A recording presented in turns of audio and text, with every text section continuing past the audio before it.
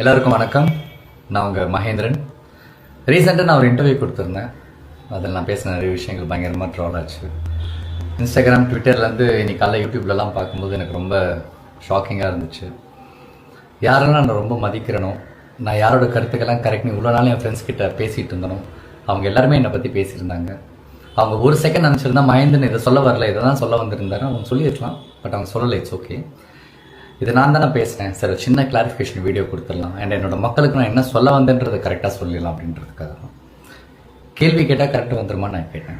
நான் யாரை பார்த்து கேட்டேன் அப்படின்னா, மின்சாரத்தை வச்சு அரசியல் பண்ணுவாங்கல்ல, மக்களுடைய ஃபீலிங்ஸை வச்சு அரசியல் பண்ணுறவங்க, அண்ட் கடைசி வரைக்கும் கேள்வியை மட்டுமே கேட்டுட்டு இருப்பாங்களே, அவங்கள தான் நான் கேட்டேன். அது வெகு சில பேர் இருப்பாங்க, அவங்கள தான் கேட்டேன். நீங்கள் கேள்வி கேட்டால் கரெக்ட் வந்துருமான்ட்டு. அதுக்கப்புறம் 6 மாதம் டைம் கொடுங்க, நீங்கள் கேள்வியே கேட்காதீங்கன்னு நான் ஏன் சொன்னேன் அப்படின்னா, அண்ணா ஆட்சிக்கு வரும்போது எனக்கு ஒரு 6 மாதம் கால அவகாசம் கொடுங்க, நான் கண்டிப்பாக எல்லாத்தையும் கரெக்டாக செட் பண்ணி உங்களுக்கு ஒரு நல்ல ஆட்சியை நான் கொடுப்பேன் அப்படின்னு அவர் சொன்னார். அவர் மேலே இருக்கிற நம்பிக்கையில், அன்பில், ஸோ அவரையே கேட்டிருக்காரு, நம்மளும் கேட்போன்ற ஒரே சென்ஸில் தான் நானும் சொன்னேன். அவர் 6 மாதம் டைம் கொடுங்க, கேள்வி மட்டுமே கேட்காதீங்கன்ட்டு. அதுவும் வெகு சில பேர், பொதுமக்கள் கிடையாது.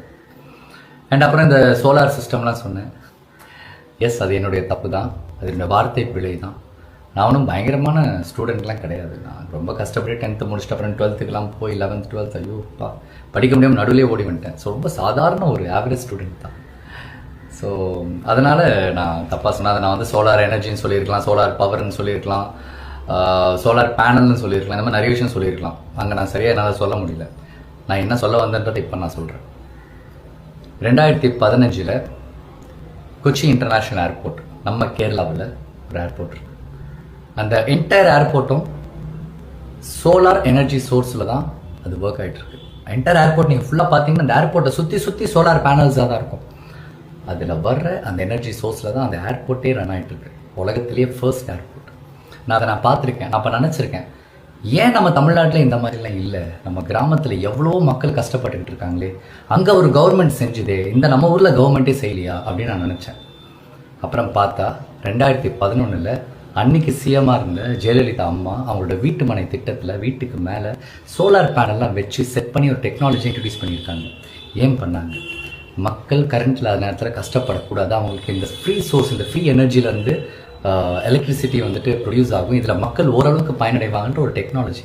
அன்றைக்கி நம்ம அதை ஃபாலோ பண்ணி தான் இன்றைக்கி இந்த 2026 நம்ம டெக்னாலஜி நல்லாவே நம்ம அதை புரிஞ்சிருப்போம்.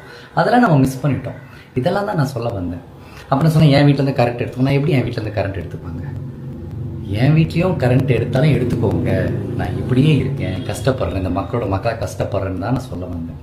இந்த மாதிரி நிறைய விஷயங்கள் பயங்கரமாக தப்பாக கன்வே ஆகிடுச்சு. அதுக்கப்புறம் சொன்னாங்க, மகேந்திரனுக்கு பயங்கர திமிரு, அவன் வந்து சின்ன வயசுலேருந்தே பயங்கர திமிரு, ஒரு டேரக்டர் மாதிரி கால் மேலே கால் போட்டு இன்னும் சீனிப்பெல்லாம் கேட்டான். அப்படிப்பட்ட ஒரு சம்பவம் நடக்கவே இல்லை. என்னை பற்றி பேசின அண்ணாவுக்கு நான் ஃபோன் பண்ணி கேட்டேன், என்னன்னா என் பேரெல்லாம் சொல்லியிருக்கீங்க, எப்போ நான் நடந்துச்சு அப்படின்ட்டு. அப்போ சொன்னால், இல்லை மகேந்திரா, உன்னை எனக்கு சின்ன வயசுலேருந்தே தெரியும், நான் சும்மா இதை விளையாட்டுத்தனமாக பேசி சும்மா ஒரு ஃபன்னுக்கு அப்படி பேசிட்டேன் அப்படின்னு. சரி, நான் பரவாயில்ல, நான் விட்டுட்டு 2 வருஷம் ஆச்சு. இன்றைக்கி நீங்கள் அதையும் கிளறிட்டு இருக்கீங்க. மகேந்திரன் திமிரு, ஆட்டிடியூட், அவன் யாருமே மதிக்க மாட்டான்.